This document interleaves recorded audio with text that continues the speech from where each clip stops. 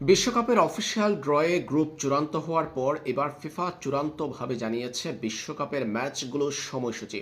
Brazil এবং আর্জেন্টিনার group পর্বের ম্যাচগুলোর মাঝে বেশ কিছুদিন করে গ্যাপ রয়েছে। ব্রাজিল বিশ্বকাপের যাত্রা শুরু করবে মরক্কোর বিপক্ষে ম্যাচের মধ্য দিয়ে। 14 জুন ব্রাজিলের প্রথম ম্যাচটি অনুষ্ঠিত হবে বাংলাদেশ সময় ভোর 4টা থেকে। এরপর ব্রাজিল নিজেদের দ্বিতীয় ম্যাচ খেলবে হাইতির বিপক্ষে।